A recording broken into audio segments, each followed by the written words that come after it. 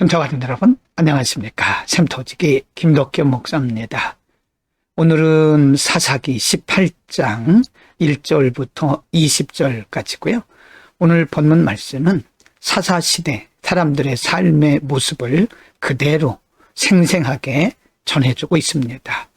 16장까지 해서 삼손 사사를 마지막으로 사사들의 활동이 끝났고, 이제 17장 이후부터는 사사시대의 면면을 보여줌으로써 하나님을 경외함이 없는 사람들의 모습을 그대로 보여주고, 우리가 이 세상을 살아가는 동안에 무엇이 기준이 되어야 되는가를 가르쳐 줍니다.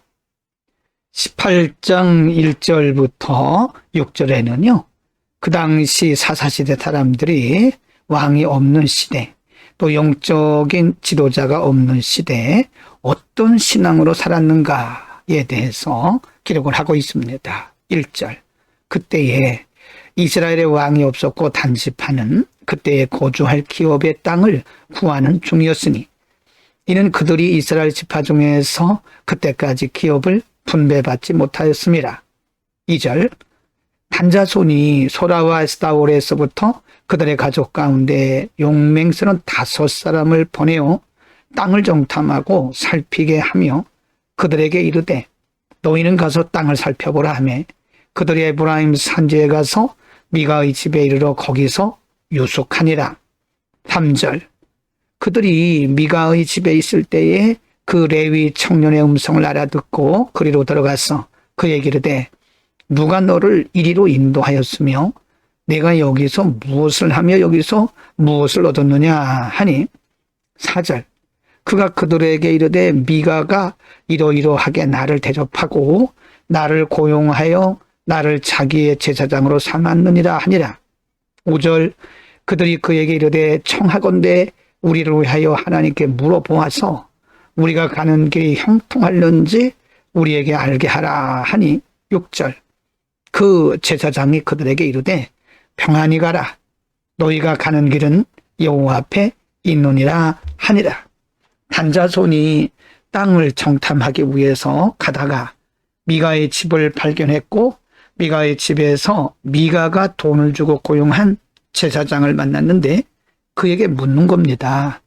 우리가 가서 땅을 잘 얻을 수 있겠나? 우리가 가는 길이 형통하겠나? 그때에 미가가 고용한 소년 제사장이 말하기를, 평안히 가라. 너희가 가는 길은 여호와 앞에 있느니라. 여러분, 이것은 사실은 다 거짓 평안입니다. 하나님께로부터 말미암은 것이 아니고요, 스스로 제사장, 미가에게 고용된 제사장이 자기 생각을 말한 거죠. 우리는 이것을 미신적 신앙이라고 얘기합니다. 18장 7절부터 10절에서도 역시 이제 단자손과 관련된 말씀인데요. 7절, 이에 5사람이 떠나 라이스에 이르러 거기 있는 백성을 본즉 염려 없이 거주하며 시돈 사람들이 사는 것처럼 평온하며 안전하니 그 땅에는 부족한 것이 없으며 불을 누리며 시돈 사람들과 거리가 멀고 어떤 사람과도 상종하지 아니함이라. 8절, 그들이 소라와 에스타올에 들어가서 그들의 형제에게 이르매 형제들이 그들에게 묻되, 너희가 보기에 어떠하더냐 하니, 9절입니다. 이르되 일어나 그들을 치러 올라가자. 우리가 그 땅을 본즉 매우 좋더라. 너희는 가만히 있느냐? 나아가서 그 땅 얻기를 게을리하지 말라. 10절, 너희가 가면 평화로운 백성을 만날 것이요 그 땅은 넓고 그곳에는 세상에 있는 것이 하나도 부족함이 없느니라. 하나님이 그 땅을 너희 손에 넘겨주시느니라 하는지라. 역시 땅을 정탐하면서 이들은 하나님을 섬기는 믿음이 없으면서도 자신들의 필요에 따라서 하나님의 이름을 사용하고 있습니다. 10절에도 보면 하나님이 그 땅을 너희 손에 넘겨주셨느니라. 이들은 하나님의 이름을 오용하고 있는 거죠. 그냥 하나님의 이름을 미신적으로 믿고 있는 겁니다. 18장 14절부터 20절 끝절에도 역시 그 당시 사람들의 생각 그리고 삶의 모습을 기록을 하고 있는데요.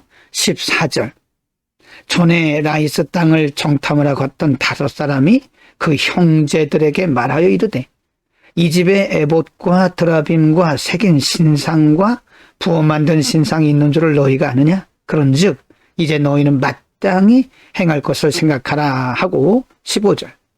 5 사람이 그쪽으로 향하여 그 청년 레위 사람의 집 곧 미가의 집에 이르러 그에게 문안하고 16절. 단자손 600명은 무기를 지니고 문 입구에 서니라. 17절.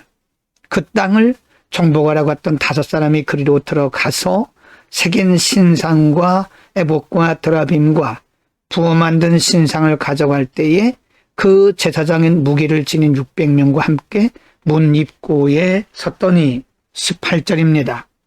그 5 사람이 미가의 집에 들어가서 그 새긴 신상과 에봇과 드라빔과 부어 만든 신상을 가지고 나오매 그 제사장이 그들에게 묻되 너희가 무엇을 하느냐 하니 19절.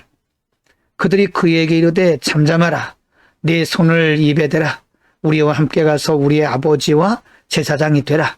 내가 한 사람의 집에 제사장이 된 것과 이스라엘의 한 지파, 한 족속의 제사장이 되는 것 중에서 어느 것이 낫겠느냐 하는지라. 20절.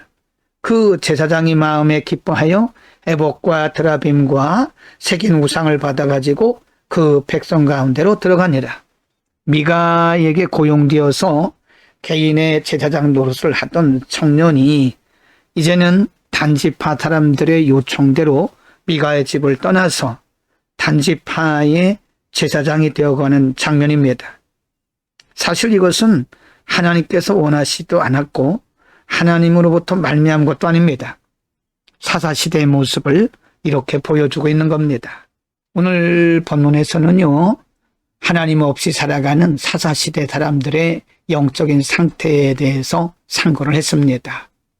이 시대 사람들은 하나님을 경외함도 없고 그들 중심에 하나님의 말씀도 없었습니다. 그러면서 그들은 드라빔과 에봇이 있기 때문에 하나님이 그들과 함께 하실 거라고 착각을 하고 있던 거죠.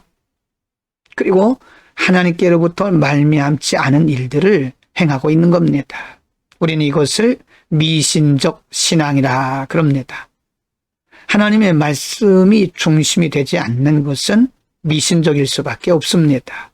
하나님은 인격적이신 분이시고요. 우리와 인격적 교제를 나누시는 분이십니다. 우리 가운데 혹시 미신적으로 하나님을 섬기는 부분이 없는지 한번 확인하고 말씀으로 돌아갈 필요가 있습니다. 오늘도 말씀 붙들고 승리하는 복된 하루가 되기를 축복합니다. 기도하겠습니다. 거룩하신 우리 하나님 아버지, 오늘 사사시대의 신앙적인 모습을 보았습니다. 하나님의 말씀도 없고 하나님을 경외하는 믿음도 없이 하나님의 이름을 이용해 가면서 미신적 신앙에 빠졌던 모습을 우리가 상고했습니다. 우리의 신앙의 중심이 언제나 하나님의 말씀이 되게 하시고 하나님을 섬기되 살아계시고 인격적이신 하나님을 우리가 섬김으로써 우리의 신앙이 미신적이 되지 않도록 언제나 말씀이 중심이 되도록 은혜를 더하여 주옵소서. 예수 그리스도 이름으로 기도드립니다. 아멘.